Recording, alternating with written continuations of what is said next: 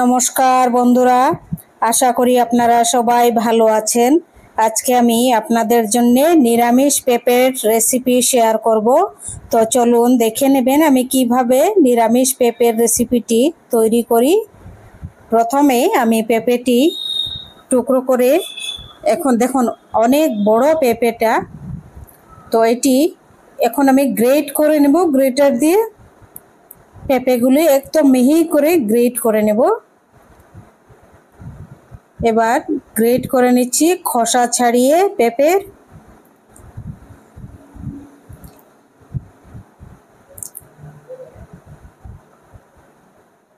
এরকম করে গ্রেট করে খুবই সুন্দর তরকারি হয়, দেখবেন। দেখুন গ্রেট করা হয়ে গেছে,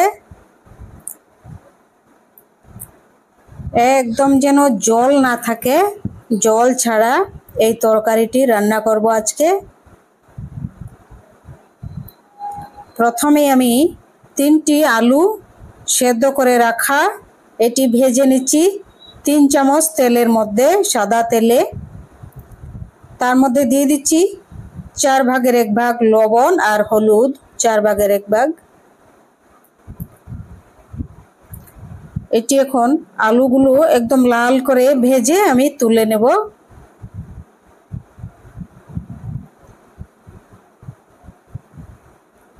তিন চামচ তেল দিয়েই এই রান্নাটি হবে, এই তেলের মধ্যেই।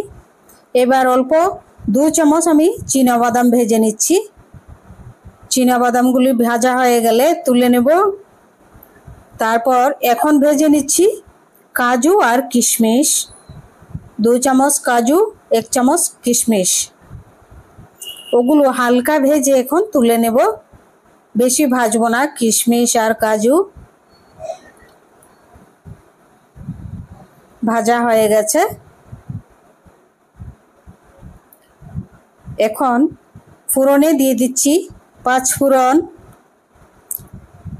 তারপর গোটা গরম মশলা, শুকনা লঙ্কা, তেজপাতা। এখন দিয়ে দিচ্ছি এই তেলের মধ্যেই, এই ফোড়নের মধ্যেই কেটে রাখা মানে গ্রেট করে রাখা পেঁপে। একদম জল নেই পেঁপের মধ্যে, জল থাকলে ভালো হবে না।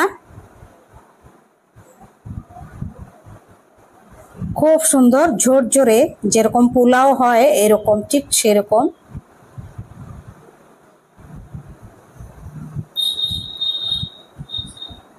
এখন দিয়ে দিচ্ছি আধা চামচ লাল লঙ্কা আর আধা চামচ ধনিয়া, আধা চামচ জিরা, তারপর আধা চামচ লবণ আর আধা চামচ হলুদ পাউডার। এখন দিয়ে দিচ্ছি ভেজে রাখা আলুগুলো, দিয়ে 10 মিনিট এটি খুব ভালো করে আমি ভেজে নেব। 10 মিনিট হয়ে গেছে। এখন দিয়ে দিচ্ছি 2 চামচ, বড় চামচ দিয়ে 2 চামচ নারকেল কুড়ানো। এই যে আর 1 চামচ দিয়ে দিচ্ছি,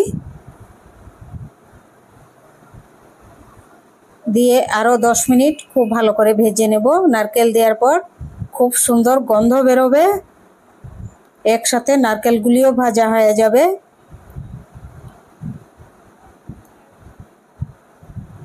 অনেকটা হয়ে গেছে। এখন আধা চামচ চিনি দিয়ে দিচ্ছি।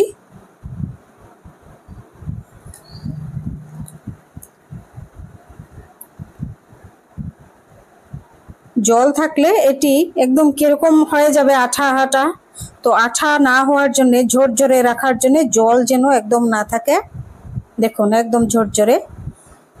এখন দিয়ে দিচ্ছি একদম আধা চামচ শাহি গরম মশলা পাউডার।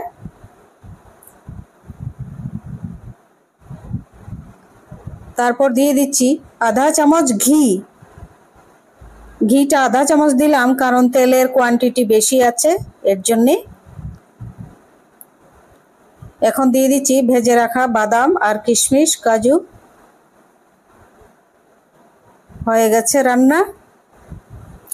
আপনাদের যদি আমার রেসিপিগুলো ভালো লাগে সাবস্ক্রাইব করবেন, লাইক করবেন, শেয়ার করবেন, কমেন্ট করে জানাবেন এই পেঁপের রেসিপি কেমন হয়েছে, নিরামিষ পেঁপের রেসিপি।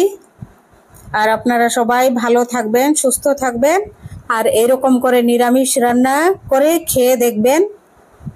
খুবই দুর্দান্ত এই রেসিপিটি।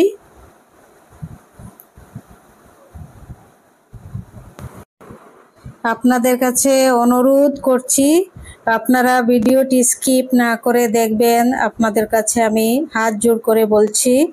আর আমার রেসিপি যদি ভালো লাগে সাবস্ক্রাইব করবেন, পাশে থাকবেন, বেল আইকনটি প্রেস করবেন। আর সবাই সুস্থ থাকবেন, এটি ভগবানের কাছে প্রার্থনা করি আমি। সবাই ভালো থাকবেন।